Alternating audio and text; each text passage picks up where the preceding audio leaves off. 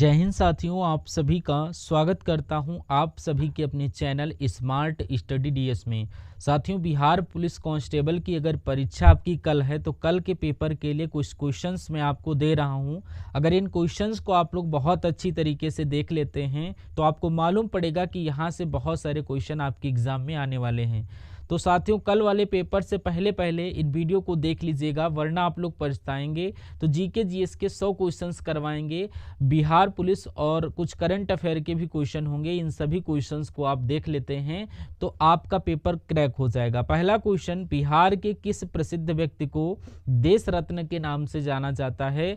तो इनको डॉक्टर राजेंद्र प्रसाद को जाना जाता है और ये बिहार के ही थे। उसके बाद देखिए, वेल्थ ऑफ नेशंस इस पुस्तक के लेखक कौन है? ये सवाल आपसे कई बार पूछा जा चुका है, तो एडम स्मिथ आप लोग याद रखेंगे। उसके बाद देखिए, अंतरिक्ष अनुप्रयोग केंद्र यानी कि स्पेस एप्लीकेशन सेंटर कहाँ स्थित है? अगर आपके एग्जाम में आए तो आपको गुजरात का अहमदाबाद लगा देना है, गुजरात भी ऑप्शन में हो सकता है। उसके बाद देखिए, कह रहा है कि भारतीय विज्ञान संस्थान कहाँ स्थित है? तो बेंगलुरु में स्थित है, आंसर आपका बी हो जाएगा। और बिहार का सबसे कम जनसंख्या वाला जिला कौन सा है? अगर शेखपुरा की मैं बात करूं तो यहाँ पर सबसे कम जनसंख्या है, ये बिहार का जिला है और सबसे कम जनसंख्या है। HTTP की फुल फॉर्म जो होती है उसमें पी का फुल फॉर्म क्या होता है, ये मुझे बताइए। देखिए, इसकी फुल फॉर्म होती है हाइपर टेक्स्ट ट्रांसफर प्रोटोकॉल। तो पी का फुल फॉर्म मैंने आपको बताया प्रोटोकॉल, इसलिए आंसर आपका अगर पी है तो बिल्कुल करेक्ट। पाखल वन्य जीव अभ्यारण्य कहाँ स्थित है? तो अगर इसकी बात करें वारंगल में स्थित है, तो आपका बिल्कुल करेक्ट आंसर हो जाएगा। और United nation world life day कब मनाया जाता है? तो ये साथियों 3 मार्च को मनाया जाता है, ये भी आप लोग याद रखेंगे। सभी के सभी क्वेश्चन आपके एक्सपेक्टेड हैं जो आपके एग्जाम में आएंगे। कह रहा lone fox dancing my autobiography, इस पुस्तक के लेखक की अगर बात करें तो कौन है? रस्किन बॉन्ड हैं इसके लेखक। उसके बाद देखिए, यहाँ पर लौरिया नंदनगढ़ स्तंभ ये कहाँ स्थित है? तो इसकी अगर मैं बात करूं तो ये आपका, एक बार मुझे कमेंट बॉक्स में बताइए, तो ये आपका चंपारण में स्थित है और चंपारण आपके क्वेश्चन का बिल्कुल करेक्ट आंसर होगा।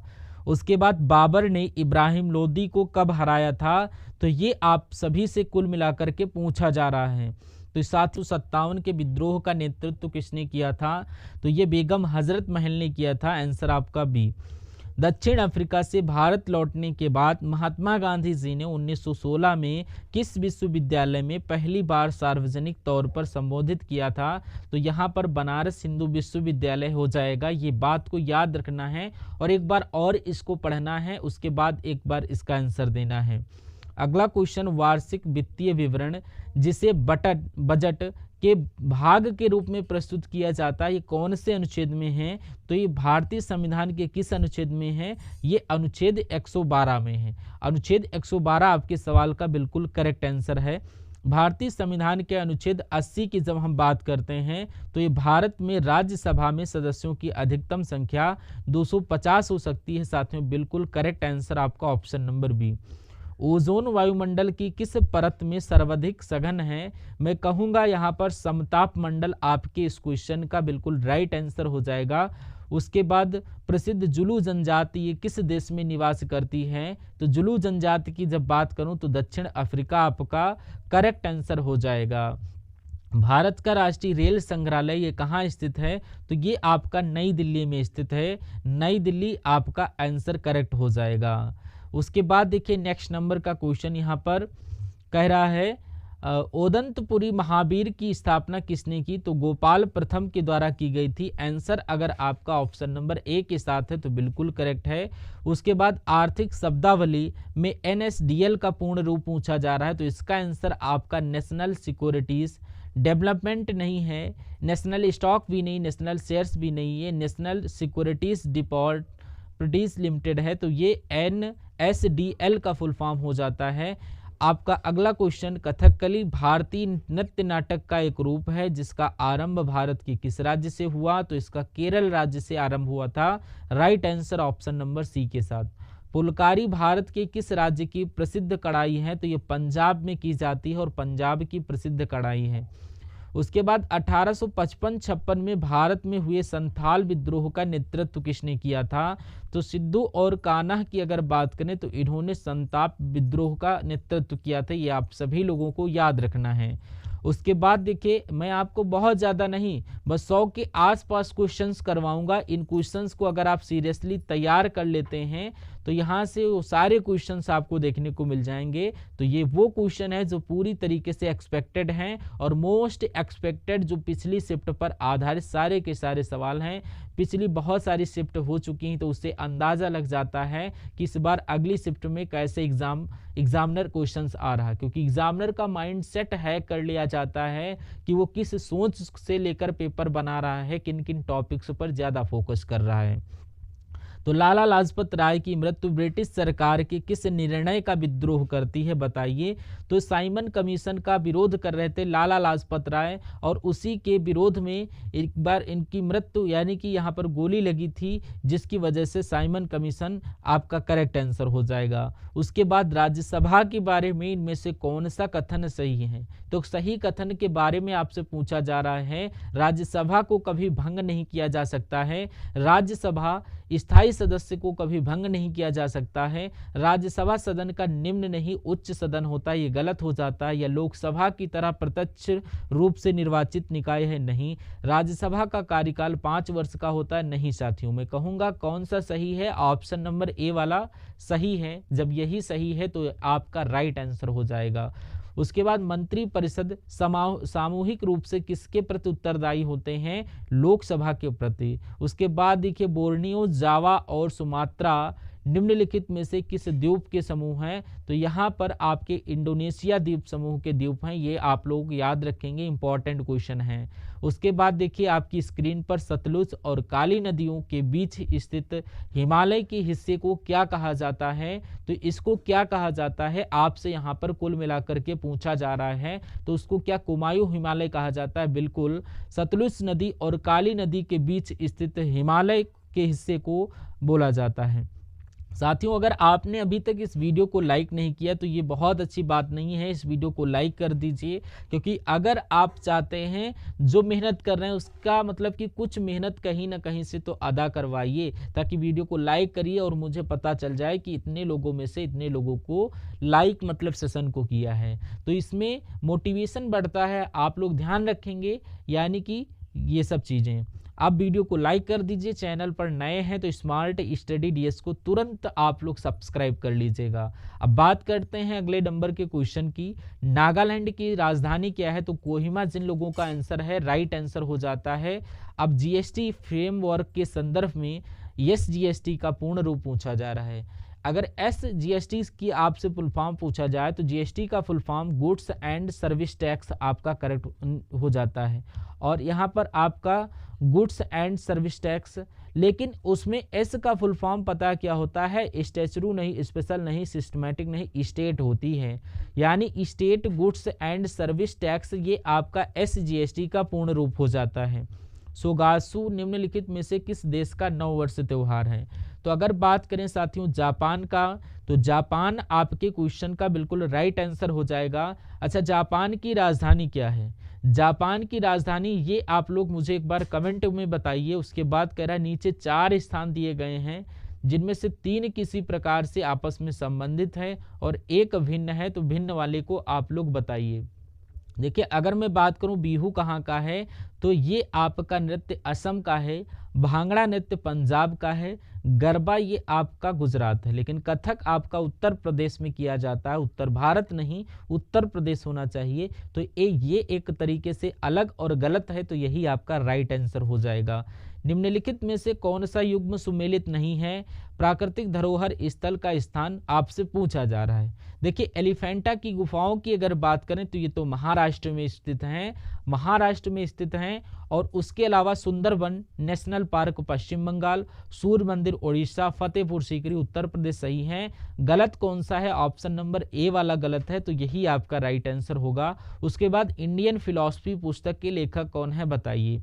तो यहाँ पर डॉक्टर एस राधाकृष्णन है, ये आप लोग याद रखेंगे, इस पुस्तक का नाम जो है और इनके लेखक का नाम एस राधाकृष्णन है। अगला क्वेश्चन आपकी स्क्रीन पर कह रहा early history of India early history of India नामक पुस्तक के लेखक आपके आर्थर स्मिथ यानी कि विंसेंट आर्थर स्मिथ, ये अर्ली हिस्ट्री ऑफ इंडिया नामक पुस्तक के लेखक हैं। विश्व तपेदिक दिवस कब मनाया जाता है? 24 मार्च को मनाया जाता है। आपका करेक्ट आंसर हो जाता है। अगला क्वेश्चन कह रहा है बिहार का कौन सा शहर केले के शहर के नाम से मशहूर है? हाजीपुर, पटना, भागलपुर या दरभंगा? तो हाजीपुर आपका करेक्ट आंसर हो जाएगा, क्योंकि बिहार में जो हाजीपुर है ये केले के शहर के नाम से जाना जाता है। बुकर पुरस्कार जीतने वाली पहली भारतीय महिला का नाम अरुंधति राय था और इन्होंने बुकर पुरस्कार जीतने वाली पहली महिला थी। अंतर्राष्ट्रीय श्रम संगठन की स्थापना कब हुई? 28 जून 1919 में अंतर्राष्ट्रीय श्रम संगठन की स्थापना हुई थी। उसके बाद किसी वस्तु का भार सर्वाधिक होता है तो ध्रुवों पर सर्वाधिक होता है, ये भी पॉइंट आप लोग याद रखेंगे।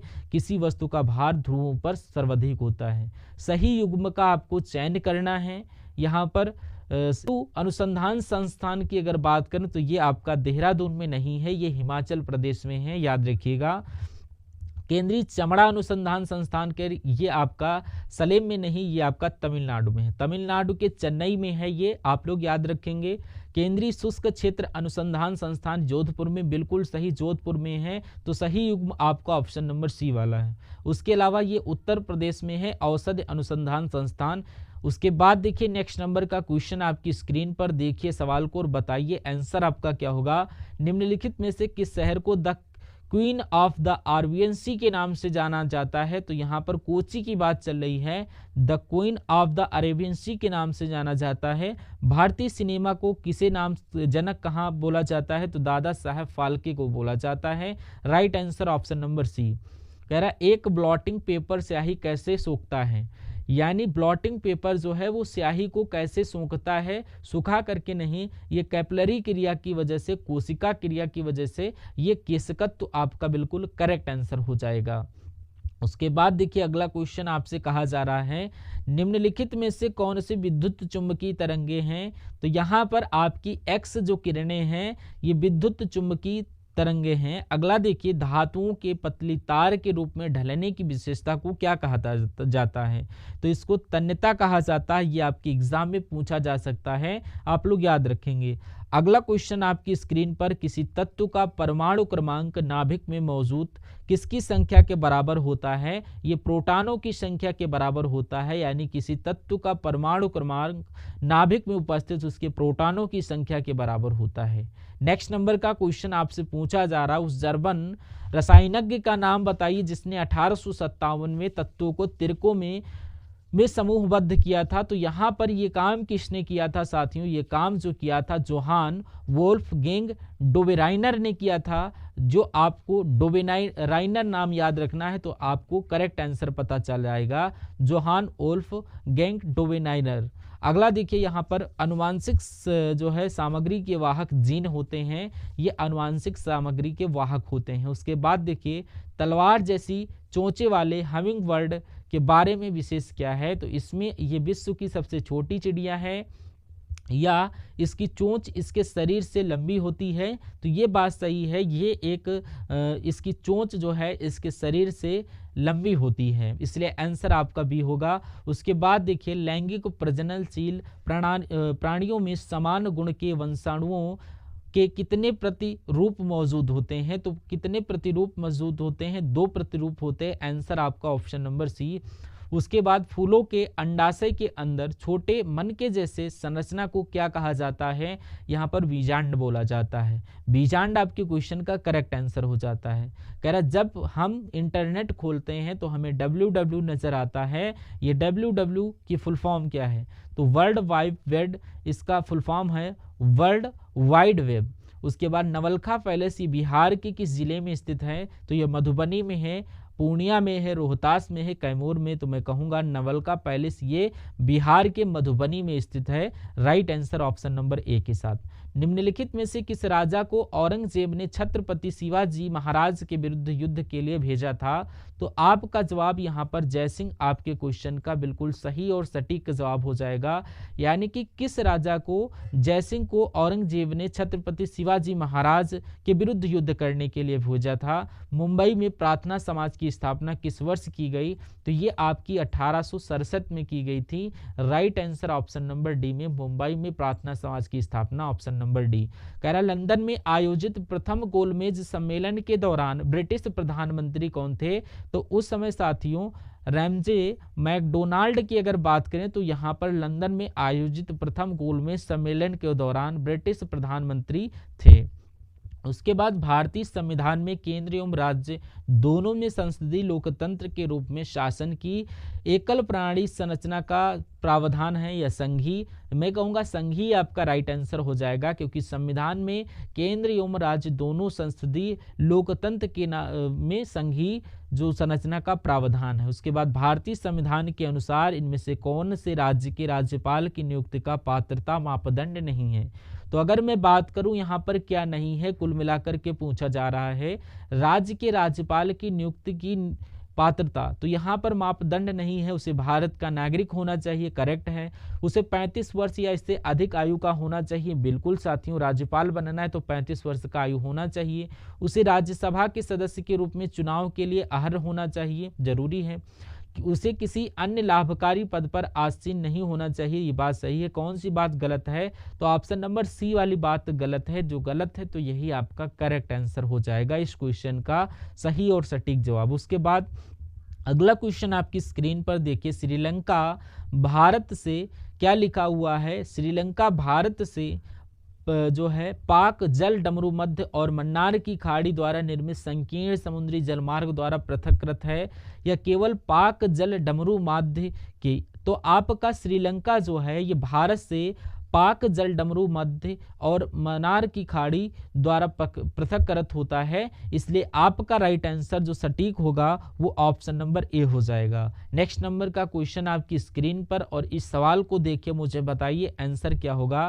कह रहा है कि झील और उनकी स्थिति वाले राज्यों में निम्नलिखित युग्मों में से कौन सा युग्म सुमेलित नहीं है? बस इतनी सी बात आपसे कुल मिलाकर के पूछी जा रही, मुझे बताइए। कह रहा है यहाँ पर मेरे भाई देखिए, तो कोलेरू झील जब बात की जाती है महाराष्ट्र में है, तो कौन सा युग्म सुमेलित नहीं, बस इतनी सी बात है। अगर कोलेरू झील की बात करें, अगर ये आंध्र प्रदेश में स्थित है, महाराष्ट्र में, आंध्र प्रदेश में महाराष्ट्र में स्थित है। इसके अलावा सुल्तानपुर झील हरियाणा में है, चिल्का झील उड़ीसा में है, लोकटक झील मणिपुर, तो आपका सुमेलित ऑप्शन नंबर ए वाला नहीं है, तो यही आपका करेक्ट आंसर हो जाता है। उसके बाद देखिए अगला क्वेश्चन कह रहा है किसी वस्तु की मांग में प्रतिशत परिवर्तन को उसकी कीमत में प्रतिशत परिवर्तन से विभाजित कहा जाता है या किया जाता है? तो यहाँ पर आपका मांग की कीमत आपका आ जाएगा लोच, यानी कि किसी वस्तु की मांग में प्रतिशत परिवर्तन को उसकी कीमत में प्रतिशत परिवर्तन से विभाजित या मांग की कीमत कहा जाता है। कहा जाता है क्या? मांग की कीमत लोच कहा जाता है, आपका आंसर हो जाएगा। जनगणना का आयोजन कब किया गया था? तो ये बात आपको मालूम होना चाहिए। सबसे पहले जनगणना का आयोजन 1872 में किया गया था, आंसर आपका डी। कह रहा प्रख्यात शास्त्रीय नृत्यांगना यानी शोभना नारायण किस नृत्य शैली से संबंधित है? तो ये साथियों एक तरीके से कथक से संबंधित है, कथक आपका राइट आंसर है। वह कपड़ा कौन सा है जिसे भारत के स्वतंत्रता संग्राम के प्रतीक होने का गौरव प्राप्त है? वो खादी का कपड़ा है, खादी आपका राइट आंसर। उसके बाद देखिए अगला क्वेश्चन, निम्नलिखित में से कौन सी पुस्तक मौलाना अबुल कलाम आजाद द्वारा लिखित है? तो यहाँ पर इंडिया विंस फ्रीडम की जब हम बात करते हैं, ये पुस्तक मौलाना अबुल कलाम द्वारा लिखित है, राइट आंसर आपका ऑप्शन नंबर ए के साथ। नेक्स्ट नंबर का क्वेश्चन है द ओरिजिन ऑफ स्पीसीज, ये पुस्तक आपसे बहुत पूछी जाती है आपके एग्जाम में। तो ये पुस्तक किसकी है? मैं कहूंगा चार्ल्स डार्विन की है, इस पुस्तक के लेखक हैं द ओरिजिन ऑफ स्पीसीज। उसके बाद देखिए 2011 की जनगणना के अनुसार बिहार के किस शहर में लिंगानुपात सबसे कम है? तो सबसे कम लिंगानुपात वो मुंगेर जिले में था। बिहार का मुंगेर जिला, वहां पर सबसे कम लिंगानुपात था। उसके बाद देखिए किस तिथि को विश्व रक्तदाता दिवस मनाया जाता है, तो आपसे यहाँ पर पूछा जा रहा, मैं कहूँगा 14 जून को मनाया जाता है, 14 जून को ही मनाया जाता है। उसके बाद मैग्सेसे पुरस्कार प्राप्त करने वाले पहले भारतीय कौन थे? इनका नाम विनोबा भावे थे और इनको ही सबसे पहले मैग्सेसे पुरस्कार दिया गया था। अगला क्वेश्चन, निम्नलिखित में से कौन सा विकल्प संयुक्त राष्ट्र के अंग और उनके मुख्यालयों का सही युग्म नहीं है? बस इतनी सी बात आपसे पूछी जा रही है, मुझे बताइए। देखिए इंटरनेशनल कोर्ट ऑफ जस्टिस की जब बात करें तो नीदरलैंड के हेड में इसका मुख्यालय है। विश्व स्वास्थ्य संगठन में अगर बात करें न्यूयॉर्क में नहीं, तो इसका मुख्यालय जनेवा में है। संयुक्त राष्ट्र शैक्षणिक वैज्ञानिक एवं सांस्कृतिक संगठन का मुख्यालय पेरिस में है। अंतर्राष्ट्रीय परमाणु ऊर्जा एजेंसी का मुख्यालय ऑस्ट्रेलिया के वियना में। कुल मिला के ऑप्शन नंबर बी वाला सही नहीं है और यही आपका आंसर हो जाएगा। भारत की पहली स्वदेशी परमाणु बैलिस्टिक मिसाइल पनडुब्बी निम्नलिखित में से कौन सी है? तो यहाँ पर INS अरिहंत है। मैं कहूँगा INS अरिहंत आपके क्वेश्चन का बिल्कुल करेक्ट आंसर हो जाएगा। भारत के परमाणु ऊर्जा आयोग का मुख्यालय कहाँ स्थित है? तो ये मुंबई में स्थित है। भारत के परमाणु ऊर्जा आयोग का मुख्यालय, बिल्कुल सही जवाब, मुंबई में ही स्थित है।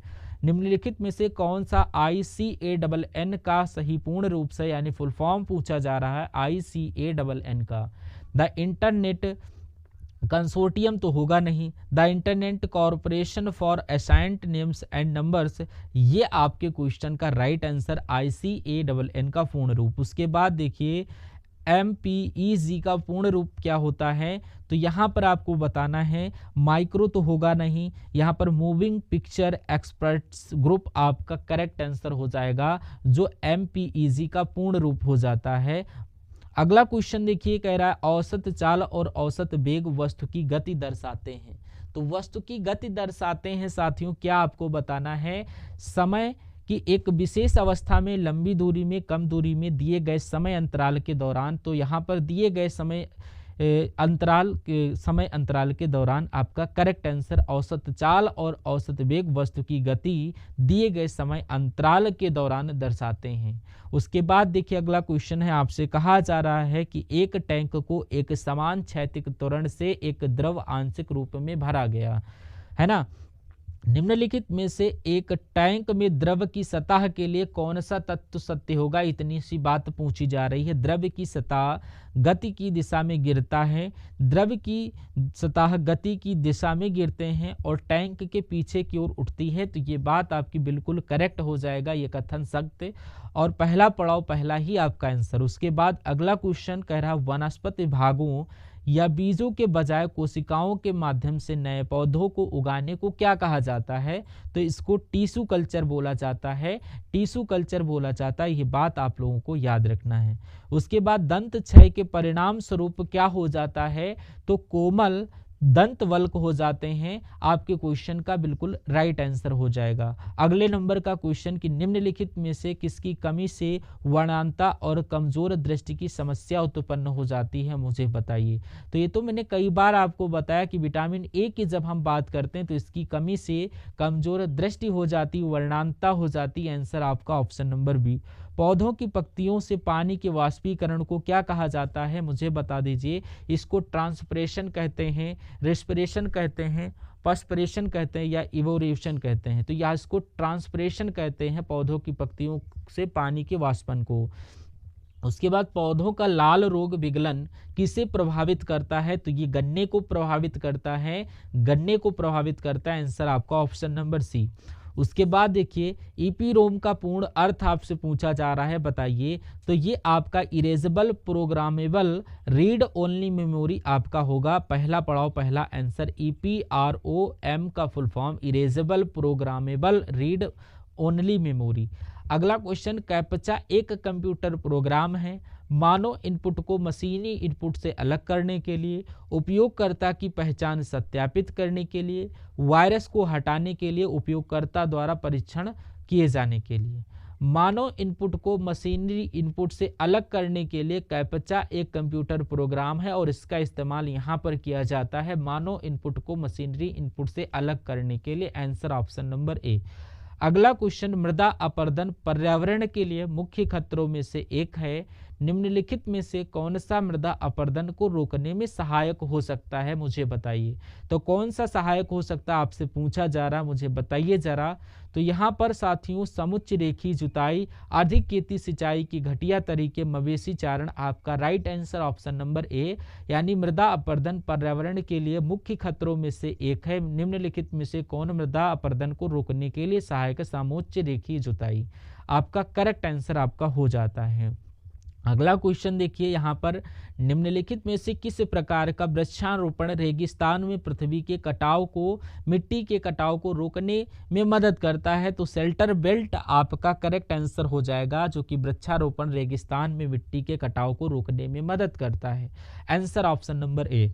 उसके बाद यहाँ पर अगर बात करें अंतर्राष्ट्रीय महिला एवं विज्ञान दिवस कब मनाया जाता है, तो आपको याद रखना है 11 फरवरी को अंतर्राष्ट्रीय महिला एवं विज्ञान दिवस मनाया जाता है, ये आपके एग्जाम में आएगा। उसके बाद भारतीय सेना और भारतीय वायुसेना ने कौन सा संयुक्त सैन्य अभ्यास किया है, तो किस नाम से इन्होंने संयुक्त सैन्य अभ्यास किया है, तो विंड रेडर के नाम से संयुक्त सैन्य अभ्यास किया है।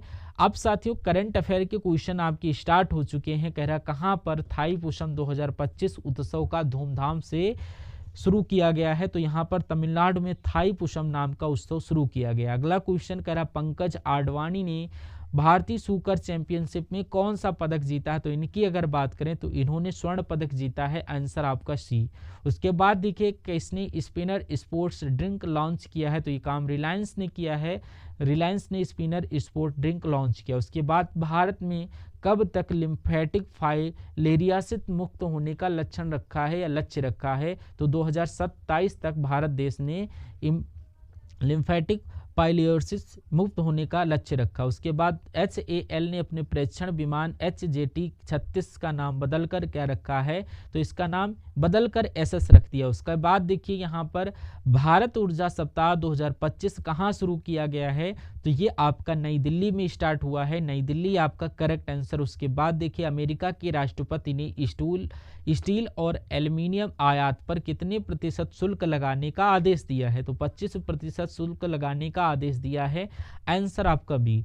नेक्स्ट नंबर का क्वेश्चन कह रहा है किसे पद्म श्री से सम्मानित किया गया है, तो पद्म श्री से आपको मृदुला नागफली इनका नाम है और इनको पद्म श्री से सम्मानित किया गया है। उसके बाद देखिए डोनेट ऑर्गन सेव लाइफ्स का पहला आयोजन किसने किया है, तो यानी किसके द्वारा किया जा रहा है, तो ICC के द्वारा, इंटरनेशनल क्रेडिट काउंसिल के द्वारा। उसके बाद देखिए कह रहा भारत का पहला स्वदेशी स्वचालित बायोमेडिकल अपशिष्ट उपचार सर्जनम किसने लॉन्च किया, जब इसकी हम बात करते हैं तो डॉक्टर जितेंद्र सिंह के द्वारा इसको लॉन्च किया गया है, ये भी आप लोग यहाँ पर याद रखेंगे।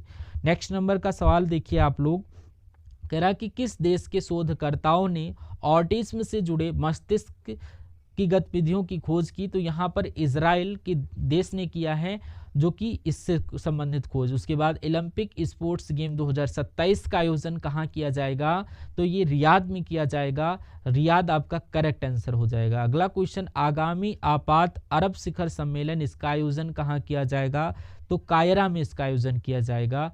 नेक्स्ट नंबर का क्वेश्चन, किस राज्य के मुख्यमंत्री ने इस्तीफा दिया है, तो यहाँ पर मणिपुर के मुख्यमंत्री ने अभी हाल फिलहाल में इस्तीफा दिया है। अगला राष्ट्रीय कृमि मुक्ति दिवस कब मनाया गया है, 10 फरवरी को मनाया जाता है। अगला देखिए किस देश के राष्ट्रपति ने अपने पद से इस्तीफा दिया है, तो हाल फिलहाल में रोमानिया देश के राष्ट्रपति ने अपने पद से इस्तीफा दिया है, आंसर आपका ऑप्शन नंबर सी। भाई बहुत बढ़िया, वेरी गुड क्लास। तो कैसी लगी साथियों ये आपको क्लास, एक बार कमेंट करके ज़रूर बताइएगा। और उसके अलावा मैं आपको बता देना चाहता हूँ, ये आप लोगों ने अगर चैनल को अभी तक सब्सक्राइब नहीं किया तो सब्सक्राइब करके बेल आइकन को दबा लीजिए। और आपको यहाँ पर जिस टॉपिक्स में टॉपिक चाहिए हो या वीडियो सेक्शन चाहिए हो, तो आप कमेंट बॉक्स में कमेंट करिए, मैं आपको वहाँ से वीडियोस प्रोवाइड करवाने की कोशिश करता हूँ, ठीक है। तो मिलते हैं नेक्स्ट पार्ट में, तब तक के लिए जय हिंद, वंदे मातरम, thank you for watching this session.